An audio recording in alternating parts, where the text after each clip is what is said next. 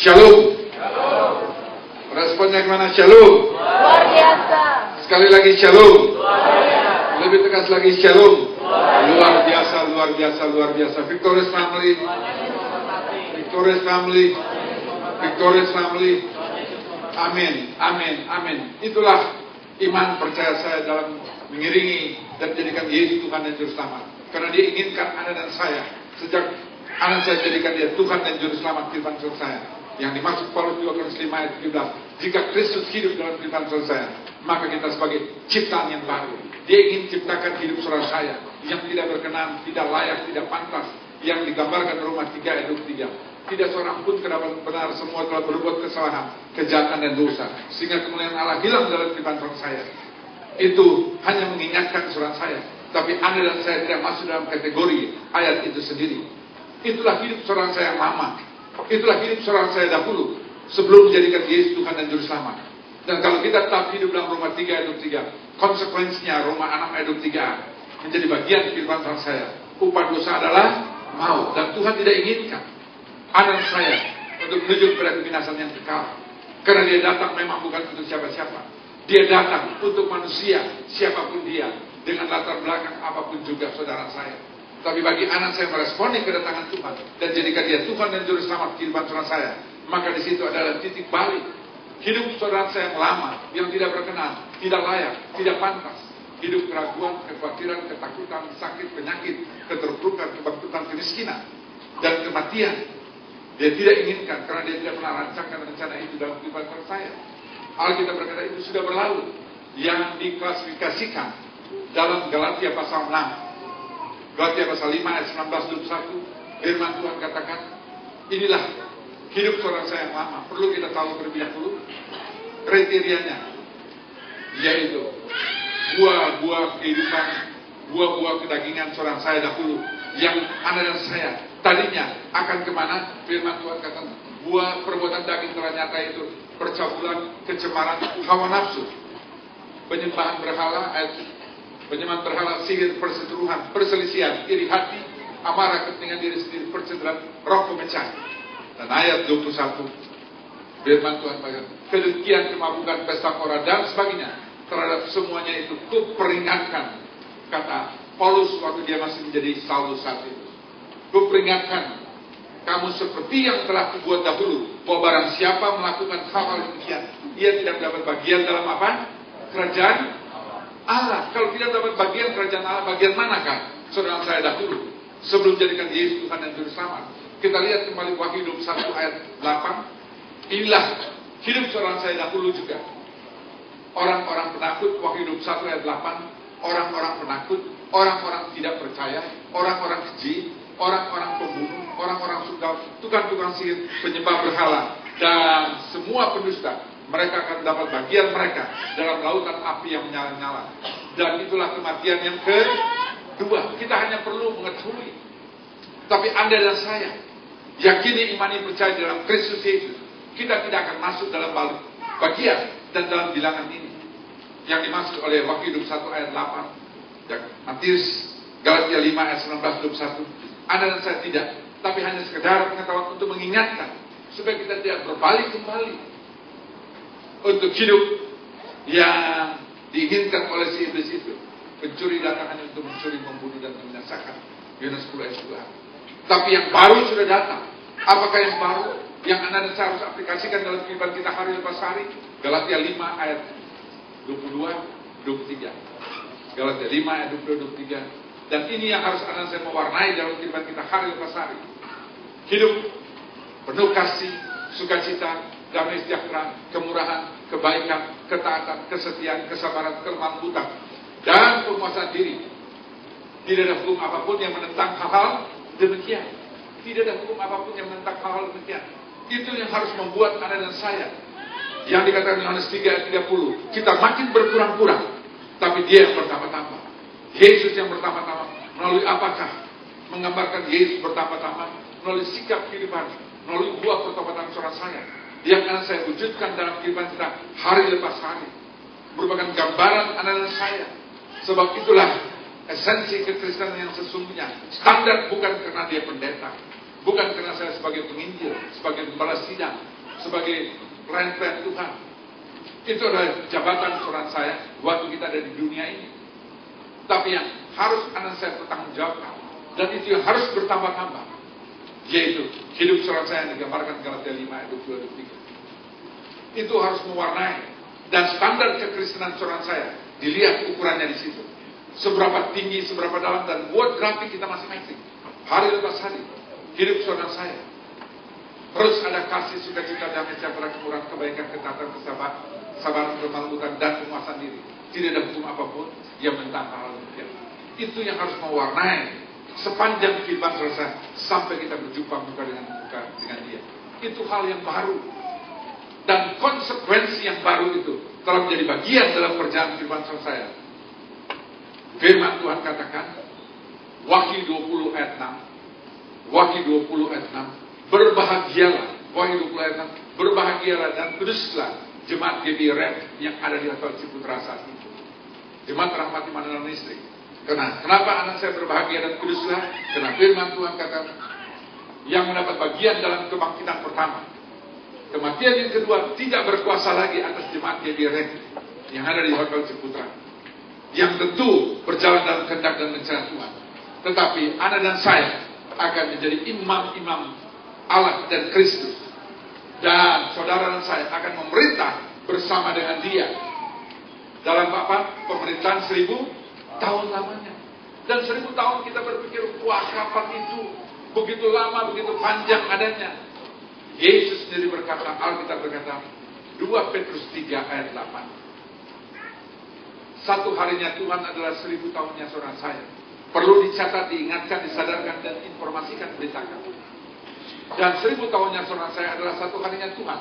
Akan tapi saudara-saudaraku yang kasih, yang satu ini tidak boleh kamu lupakan, dia di bawah di hadapan Tuhan. Satu hari sama dengan 1000 tahun, dan 1000 tahun sama dengan satu hari. Jadi bukankah itu suatu hal yang luar biasa, sehingga anak saya dapat berkumpul di tempat ini, karena kita mempunyai jaminan ada kehidupan yang kekal bersama dengan Dia. Di dalam kekekalan, tinggal pilihan, kita masuk sama-sama. Akhir hidup surat saya tetap ada dalam kekekalan bersama dengan Dia, atau kekekalan dalam neraka yang saat itu raja di atas segala raja, yaitu si iblis itu, atau kekekalan bersama Kristus yang anak dan saya sebelum menuju pada itu, Dia izinkan kita untuk bersama-sama menikmati sesaat saja. Sesaat itu hanya satu harinya Tuhan. Bagi surat saya adalah 1000 tahun. Itu perkara yang luar biasa. Oleh karena itu, untuk sampai seperti yang Dia inginkan dambakan, anak dan saya tidak ada pilihan yang lain. Standar hidup anak saya mestinya luar biasa, sehingga ada goncangan, ada masalah, ada persoalan, ada pergumulan, ada tantangan. Hidupmu, keluargamu, kesehatanmu, usahamu, bisnismu, studimu, pelayanan anak Tuhan tidak pernah akan kecewa dan berusaha. Sekalipun dalam keadaan keterpurukan, bahkan kita dapat seperti Paulus katakan, anak saya, bersyukurlah senantiasa di dalam segala sesuatu, sebab harusnya demikian bagi surat saya yang ada dalam Kristus Yesus. Itu dikatakan mana itu firmannya? Ayatnya di mana? Halo?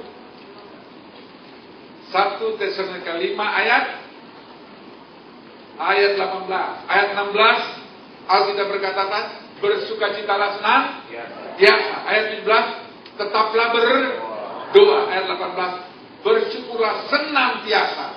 Senantiasa jadi dalam keadaan apapun juga, dalam situasi kondisi apapun juga, anak-anak Tuhan harus bisa bersyukur. Kenapa kita tetap dapat bersyukur? Supaya dengan demikian nama Tuhan dipermuliakan melalui kehidupan saya. Waktu ada di terpuruk, waktu ada di PHK, waktu ada dipermalukan, waktu ada di fitnah dan sebagainya. Tapi karena kita tetap bisa bersyukur, dan kita bisa keluar lebih daripada pemenang Roma 8 ayat 37. Karena Anda dan saya tidak ada keraguan. Orang katakan sudah tidak ada masa depan dengan situasi kondisi seperti yang dialami bagi orang-orang dunia. Tapi bagi Anda dan saya, kita tetap masih bisa bertepuk dada. Kita bahkan masih tetap mensyukuri hidup seorang saya. Bahkan hidup pun orang katakan sudah sangat sulit. Nggak tahu apa yang Anda saya ingin perbuat lagi lakukan. Tapi kenapa Anda saya tetap bisa bersyukur? Karena kita tahu Roma 5 ayat 5 berkata, pengharapan jemaat GBRM tidak mengecewakan. Kenapa tidak mengecewakan? Karena kasih Allah yang Anda saya ketahui. Roma 5 ayat 5. Dia bukan di luar yang tidak terjangkau oleh saudara saya.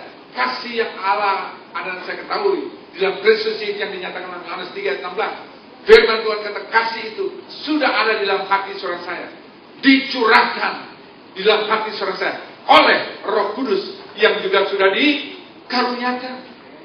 Roh Kudus itu sudah, anak saya tidak perlu mohon-mohon dan minta lagi. Roh Kudus waktu anak saya percaya Yesus Tuhan dan Juru Selamat, Roh Kudus saat itu sudah ada bersama saudara saya. Karena firman Tuhan kata Wahyu pasal 3 ayat 20, waktu dia mengetok pintu hati saudara saya dan anak saya meresponi membuka, Alkitab berkata dia masuk, makan dan tinggal bersama saudara saya. Untuk apa? Selama-lamanya. Hanya kenapa dia tidak berkarya berprestasi? Karena Yesus dalam karya kuasa Roh Kudus tidak pernah memaksakan. Pilihan ada pada saudara saya. Anda percaya atau tidak? Anda mau serahkan hidup Anda dan saya berserah, dipimpin dan dituntut oleh Dia, atau Anda dan saya yang memimpin hidup saudara saya? Yesus dalam karya kuasa Roh Kudus hanya menjadi penonton saudara saya. Dia juga tidak memaksakan untuk hal itu. Kembali pilihan ada di tangan saudara saya. Kalau Anda dan saya mau jadikan Dia Tuhan dan Juru Selamat, maka konsekuensi sebagai anak-anak Tuhan, Alkitab berkata mestinya Roma 8 ayat 14, kita yang dipimpin oleh Roh Allah disebut anak-anak Allah. Dan kalau disebut anak-anak Allah, berarti yang dipimpin cara kita berpikir, cara kita bersikap, cara kita bertindak, cara kita merancangkan, merencanakan dan melakukan segala sesuatu sesuai dengan apa yang Bapa di surga inginkan. Sehingga baru digenapkan Yeremia 17 ayat 7, diberkatilah anak saya yang mengandalkan dan menaruh pengharapan pada Tuhan. Sehingga perjalanan kehidupan saudara saya bukan apa yang kita mau lagi, tapi apa yang Tuhan mau dalam kehidupan saudara saya. Dan Yesus yang ada dalam kehidupan saudara saya, Matius 28 ayat 20 berkata, dan ketahui aku menyertai kamu senantiasa sampai pada kesudahan akhir zaman. Dia bukan menyertai dalam keadaan yang pasif, tapi secara aktif. Tapi kalau Anda dan saya izinkan hidup Anda, usaha Anda, bisnis Anda, pekerjaan Anda, pelayanan Anda dipimpin, dituntun oleh Tuhan. Bukan Tuhan hanya sebagai pelengkap penderita, atau Tuhan hanya sebagai hansip, atau Tuhan hanya sebagai suruhan saudara saya untuk memenuhi apa yang Anda saya inginkan. Karena mungkin Anda berpikir Matius 7 ayat 7, minta maka kita diberi, cari maka kita mendapat, ketoklah pintu maka pintu dibukakan. Maka berdasarkan firman Tuhan itu yang kita saat itu peta komple Bapa di surga untuk digenapkan dalam kehidupan dan keinginan saudara saya. Tidak. Harus Anda dan saya lakukan, kerjakan. Kalaupun kita mau merencanakan, tidak juga salah. Tapi firman Tuhan telah memberikan rambu-rambu yang harus Anda dan saya lakukan, kerjakan. Amsal 16 ayat 3, firman Tuhan kata, bawalah segala perbuatan. Jadi apapun yang Anda saya ingin lakukan, kerjakan, perbuat, kata firman Tuhan. Bawalah segala perbuatan kepada Tuhan. Dan firman Tuhan katakan, Amsal 16 ayat 3b, baru apa? Terlaksanalah segala rencana. Rencana anak saya terlaksana karena kita telah konfirmasi bahwa dahulu ke hadapan Bapa di surga, minta approval dari Dia dan Dia sudah setujui saat itu, kita tinggal mengerjakan. Baru saat itu Roma 8 ayat 28 firman Tuhan kata, Allah turut bekerja sama dengan jemaat GBRM yang ada di Ciputra. Ejaan lama dalam segala perkara, ejaan baru dalam segala sesuatu. Bagi saudara dan saya mengasihi Dia yang terpanggil sesuai apa? Kembali rencana Allah. Jadi kita harus selalu introspeksi dan merenungkan. Adakah yang anak saya kerjakan, lakukan, dampakkan, rindukan? Semua itu apa yang rencana Allah dalam kehidupan saya? Tidak ada seorang pun manusia yang diselamatkan tanpa maksud tujuan tertentu, tanpa ada rencana dalam keselamatan yang Tuhan percayakan dalam kehidupan saya. Paling tidak seminimal mungkin. Firman Tuhan kata Kisah Rasul 1 ayat 8. Apabila Roh Kudus turun dalam kehidupan saya, kita menjadi apa? Firman Tuhan menjadi apa? Saksiku, saksi Tuhan. Untuk apa minimal? Yerusalem. Yerusalem konteks paling kecil yaitu keluarga saudara saya. Sehingga Kisah Rasul 4 ayat 31 dikatakan, satu jiwa menerima Yesus Kristus Tuhan yang bersama, maka aku dan seisi rumah diselamatkan. Jadi hidup saudara saya bukan hidup yang gampang-gampangan, bukan hidup yang biasa-biasa, hidup yang luar biasa, yang Allah sangat bertanggung jawab atas setiap kebenaran firman kalau digenapkan dalam kehidupan saya. Dan firman Tuhan itu tidak pernah ada yang gagal. Karena ayat 42 ayat 2a berkata, aku tahu engkau sanggup mampu melakukan segala sesuatu. Dan rencana Tuhan dalam hidup jemaat GBRN, dalam ibadah siang hari Anda dan saya di tempat ini. Firman Tuhan kata tidak pernah gagal. Yang gagal bukan Allah. Kita yang gagal karena kita keluar dari kehendak dan rencana Tuhan dan dari waktu Tuhan dalam kehidupan saya.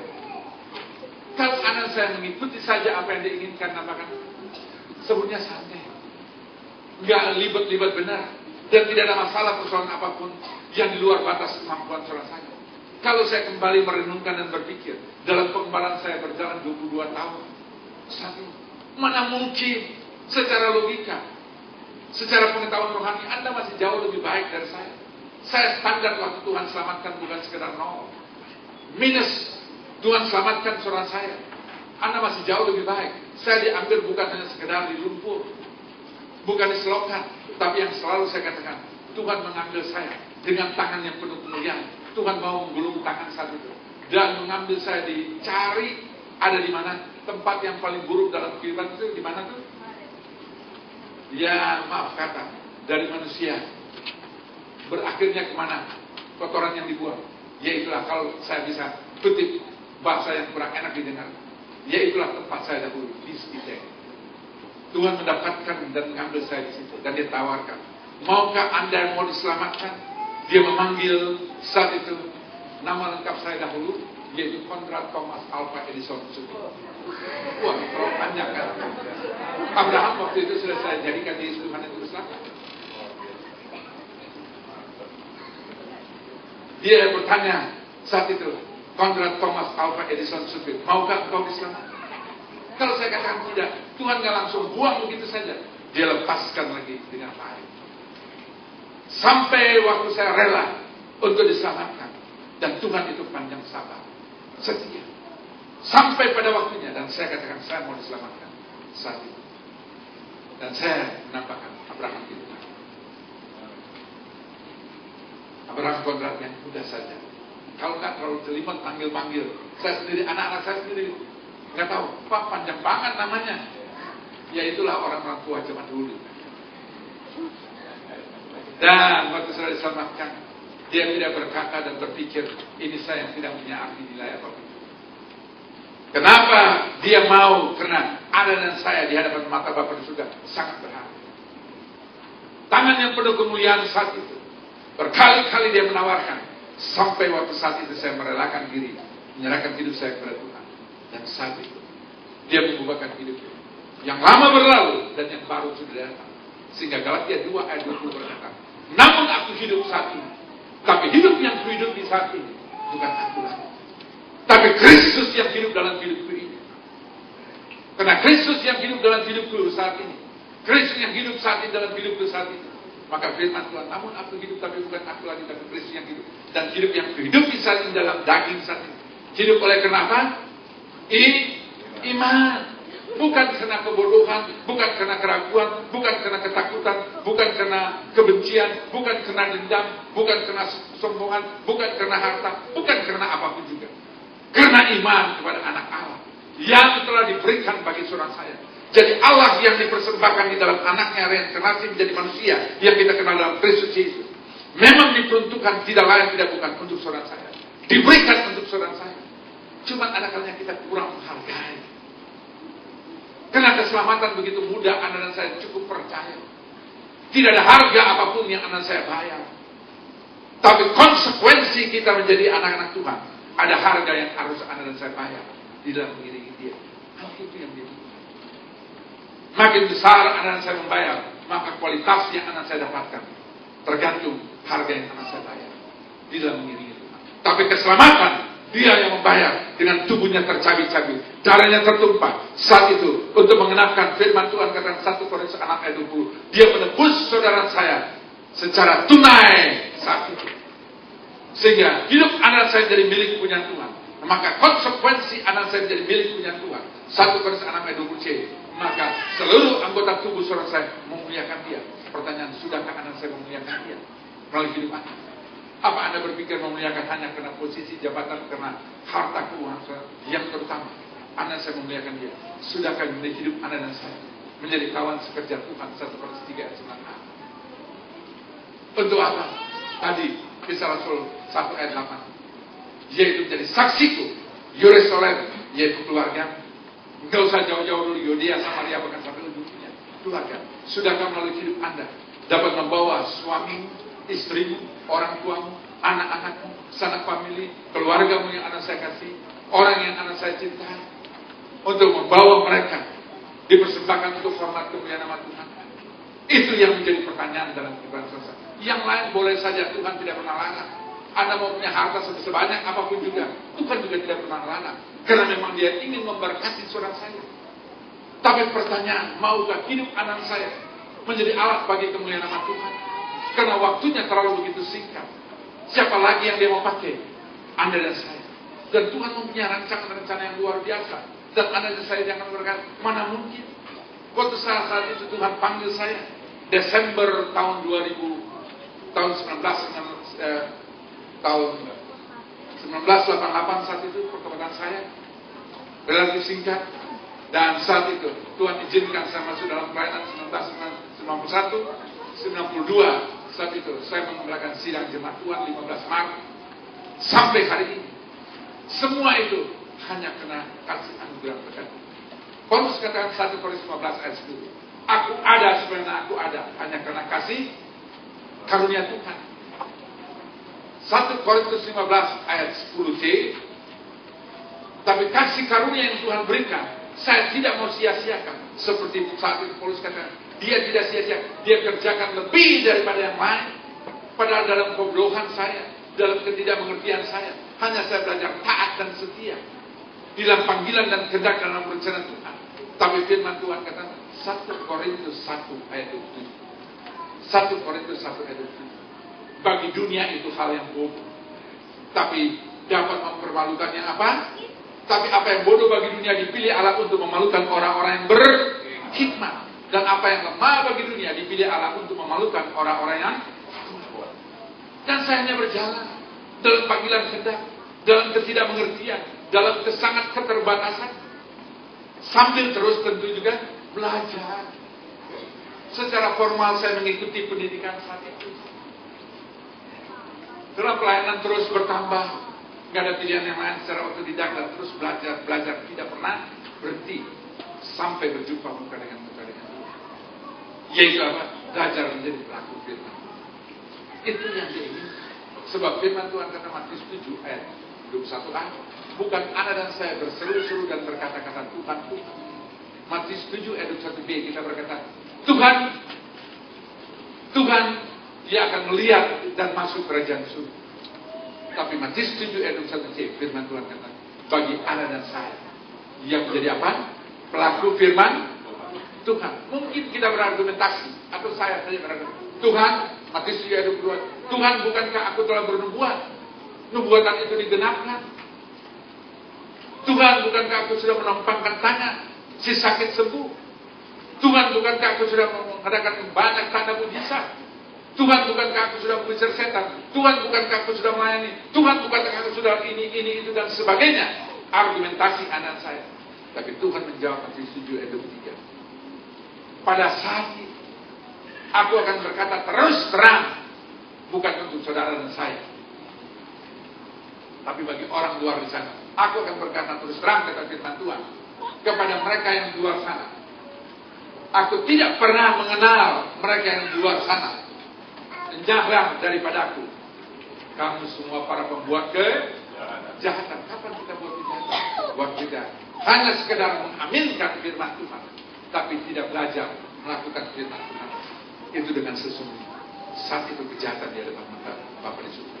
Bukan sesuatu yang baik yang anak saya tahu kita tidak lakukan. Yakobus 4 ayat 17 firman Tuhan. Sesuatu yang baik yang anak saya tahu. Waktu Anda harus makan, harus berdoa, tapi Anda berpikir, sudah toh nggak ada yang tahu, apalagi semua. Betulah saat itu orang yang tidak seiman, nanti dipikir dia mengada-ada saja, mencari sensasi yang aneh-aneh. Sudah nggak usah, Tuhan pun mengerti situasi kondisi dalam hati. Tuhan, kuduskan makanan, makan. Hanya sekedar Tapi yang Anda saya rutin, setidaknya mungkin dalam waktu singkat, Anda tutup mata, tundukkan kepala sedikit, berdoa, kuduskan makanan firman. Tapi karena situasi kondisi, Anda berpikir, karena situasi kondisi tidak perlu saya lakukan. Firman Tuhan katakan, Yakobus 4:17, sesuatu yang baik yang Anda saya ketahui dan kita tidak lakukan, maka kita sudah berdosa. Berdosa kepada siapa? Bukan kepada saudara saya, bukan kepada suami, bukan kepada istri, bukan kepada orang tua, bukan kepada sesama teman pelayan, bukan kepada anak-anak saudara saya, tetapi kepada siapa? Jadi jika seorang tahu bagaimana ia harus berbuat baik, tapi ia tidak melakukan, ia berdosa. Dan dosa ini kepada siapa? Kepada Bapa di surga. Pilihan ada berdosa. Dan dosa konsekuensinya kita tahu adalah maut. Dan tidak ada yang ingin untuk menjadi bagian dalam kehidupan selesai. Oleh karena itu, mari kekasih yang dikasih dan berkat Tuhan. Selama masih ada waktu kesempatan anak saya, jangan pernah biarkan kesempatan itu berlalu begitu saja. Tuhan selalu dengan setia mengiringi saudara saya. Dan Tuhan selalu dengan setia untuk memberikan pertolongan bagi saudara saya dalam situasi kondisi apapun juga. Dan dia tidak pernah beri lebih daripada kemampuan saudara saya. 1 Korintus 15 ayat 10 berkata, pencobaan-pencobaan yang anak saya alami adalah pencobaan yang biasa. Sebesar apapun juga. Orang katakan itu udah gak mungkin, mustahil. Gak mungkin.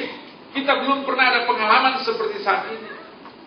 Gak ada kapasitas apapun yang dapat lakukan, kerjakan untuk mewujudkan yang ada dan saya inginkan melalui situasi kondisi seperti ini. Kita gak mungkin melewati masalah persoalan seperti ini. Karena kita tidak punya kapasitas apapun, gak ada potensi apapun, gak ada pengalaman apapun, gak ada dasar apapun juga. Itu kata orang dulu. Tapi bagi saudara saya, sebesar apapun selama anak saya bernafas dan hidup, untuk menjalani hidup saudara saya, ketahuilah, firman Tuhan dengan tegas berkata 1 Korintus 15, 1 Korintus 10 ayat 13 berkata apa? Pencobaan yang anak alami adalah pencobaan yang biasa, tidak melampaui batas kemampuan saudara saya. Sebab Tuhan saudara saya Tuhan yang setia, Tuhan yang adil, tepat pada waktunya kata firman Tuhan. Dia akan berikan apa?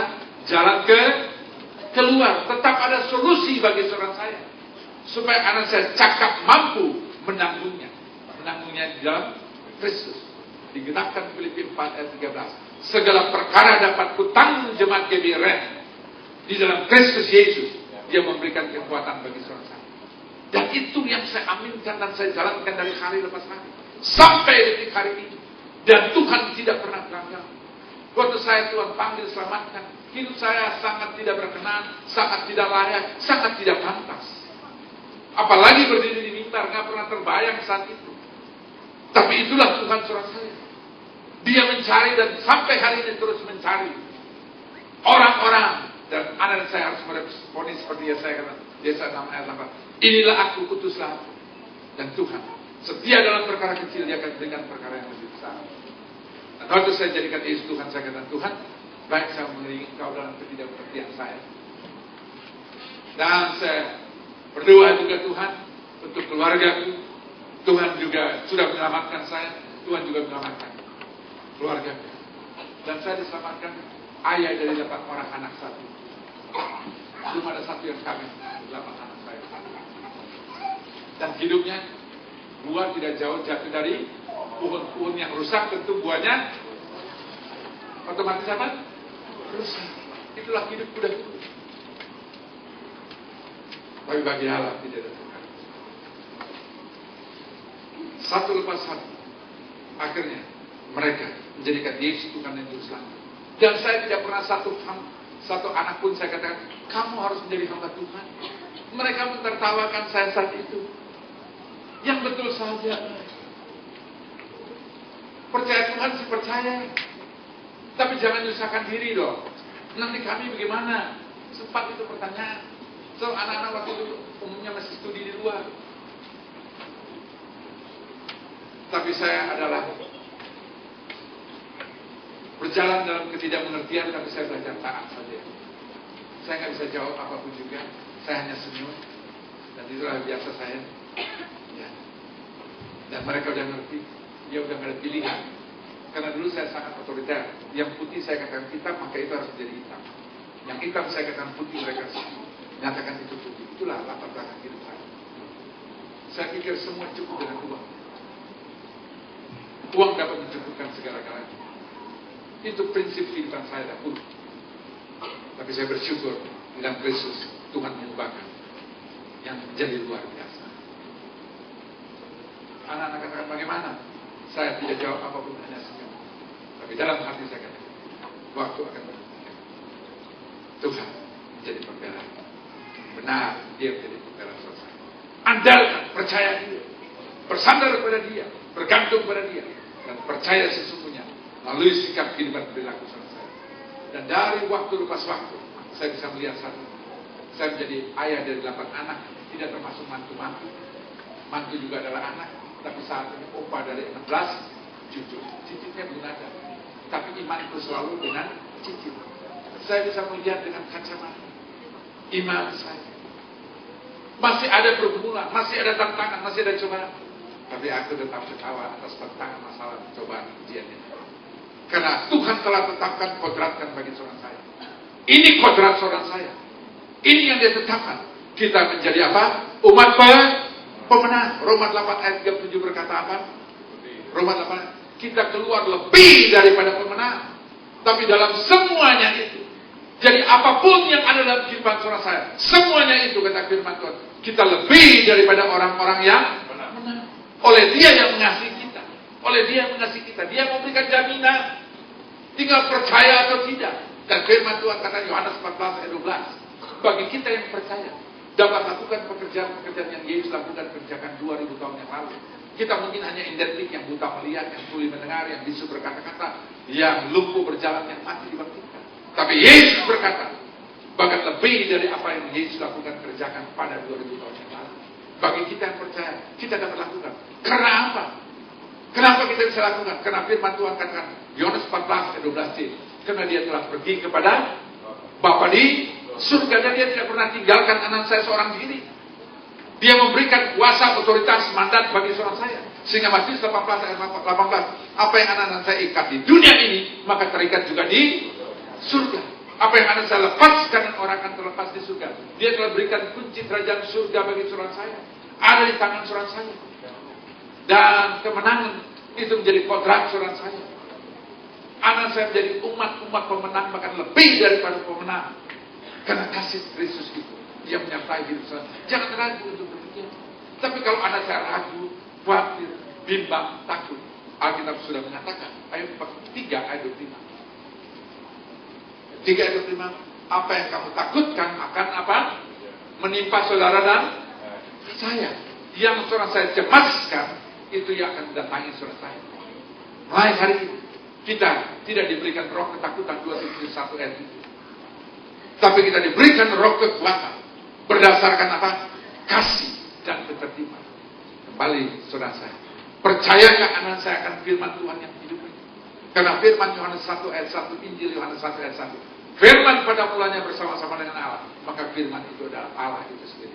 Selama anak saya hidup berdasarkan kebenaran firman Tuhan, jadilah firman Tuhan jadi tolak ukur dalam kehidupan saya. Mazmur 119 ayat 105 itu ayatnya. Firmannya apa bunyinya? Halo, itu ayatnya. Sekarang firman jadi apa? Pelita dan terang jalan suara saya. Jangan hanya sekedar mengkonsumsi, menerima saja. Belajar cek lagi ya dari Alkitab Anda, atau mungkin saat ini dari mobile phone Anda. Kalau Anda masih banyak, saya orang nggak cek SMS saja. Anak-anak kan masa belum bisa juga. Ya kalau saya SMS berarti saya suruh supir, saya suruh siapa yang bisa bantu orang yang dekat, pembantu saya, siapapun juga. Sebab kalau enggak saya jawab. Tapi buka SMS masih bisa. Anak-anak kasih BlackBerry, katanya ada tanya. Ada pun tanya, Pak pinnya apa? Saya bilang pin apa? Pin ATM kali ya. Jadi ya itulah. Bahkan ada yang katakan, Pak nggak usah terlalu ngomong gitulah. Terlalu kelihatan gurunya, biarin aja. Ya memang apa adanya begitu. Karena memang saya nggak pernah belajar untuk demikian.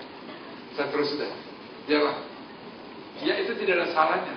Ya, Anda memang saat ini semua dunia ada di tangan saudara saya. Ya. Dan memang kemana-mana Tiba-tiba mereka dari manapun bisa kirim gambar. Mereka bilang, tolong mau kirim ini gambar, mau kirim bagaimana? Saya masih pikir dulu fax gitu. Fax sekarang hampir nggak ada lagi. Apalagi telex atau apa, udah nggak ada lagi, udah ketinggalan semua. Tapi untuk yang satu hal, yang oleh karena kemurahan kasih anugerah berkat Tuhan, firman Tuhan itu hidup dalam kita. Jadi saya hanya andalkan di dalam pelayanan juga tidak lebih, tidak bukan hanya karena itu. Tapi apa yang Tuhan tetapkan, gariskan, saya belajar, terus belajar untuk belajar lakukan dalam kesalahan. Bahkan juga dalam kekurangan, tidak ada salah. Semua itu. Jadi kasih yang dikasih dan berkat Tuhan sebagai jemaat Tuhan yang luar biasa. Anak saya yang Tuhan inginkan dalam firman Tuhan, jadilah umat Tuhan yang luar biasa, jangan biasa-biasa. Termasuk hidup anak saya. Umur sih ya memang belum begitu tua. Baru tapi kalau jam tuh udah berjalannya jam 7. Ya, hampir jam 7. Jadi udah agak lumayan. Kalau itu udah bicara malam. Tapi kesehatan tetap saya masih. Makan tetap saya kontrol dengan baik. Olahraga masih minimal itu 1 hari 1 kali. Yang malam sedikit aja. Treadmill atau cross train. Ada kalanya 2 kali. Kalau agak kurang-kurang bisa tidur, tengah malam masih tetap saya olahraga. Duduk istirahat dikit baru tidur. Dan itu saya lakukan dari waktu ke waktu. Supaya jangan tiba-tiba jalan pun udah susah, mesti dipapah. Ya kalau fisik ya memang udah, namanya kan sudah kata orang apa, usia. Tapi semangatnya harus tetap. Dandan juga nggak boleh kalah sama yang muda-muda. Karena dari dulu juga saya suka dandan yang baik. Anak-anak saya, Pastor Yusuf, ada kan yang mereka bilang, apa pakai gini-gini? Anak saya perempuan, ya udah ikutin aja lah. Di belakangan mereka tanya, kapan Pak? Yang dampingin, yang nemenin. Semua Tuhan. Kalau dulu kan saya bisa sebut sampai hari ini bisa sebut, tapi saya udah komitmen nggak sebut lagi. Jadi mau sebut sekian tahun, sekian bulan, sekian hari, sekian jam, sekian detik, sangat amat spontan saya. Tapi waktu saya sudah komit, saya nggak akan lagi. Ini rupanya udah mau jam 5 ya. Ya saya tidak lakukan lagi. Tapi saya katakan saya sebagai manusia masih mau. Ada yang mendampingi saya. Tapi bukan yang saya mau. Jadi yang gimana dong? Yang Tuhan tahu lah. Kalau Tuhan katakan jomblo ya berarti jomblo sama. Tapi kalau Tuhan saya ini ya sudah. Ini yang sebab hidup itu bukan aku lagi kan. Tadi Alkitab berkata di mana tuh? Halo, masih ingat nggak? Galatia 2 ayat berapa? 20. Namun aku hidup tapi bukan aku lagi, tapi Kristus yang hidup. Dan itu saya coba praktik. Jadi tetap ada sebagai teman dan sebagainya. Tapi juga anak-anak, tapi juga harus sepadan. Memang berganti selalu harus yang sepadan. Tapi semua kembali pada waktu Tuhan. Kita menjadi umat Tuhan yang luar biasa. Kalau kita membiasakan diri, pepatah dunia kata Allah bisa karena biasa. Membiasakan diri hal-hal yang baik, maka hal yang tidak baik tiba-tiba Anda akan merasa risau. Membiasakan diri rawat hidup Anda dan saya dengan baik, maka tiba-tiba Anda merasa sesuatu yang kurang. Untuk kebaikan, kesehatan, untuk masa depan, untuk rohani Anda, untuk jasmani Anda, untuk semua Anda rasa ada sesuatu dan Anda akan kebaikan. Dan itu hanya adalah kualitas Anda luar biasa.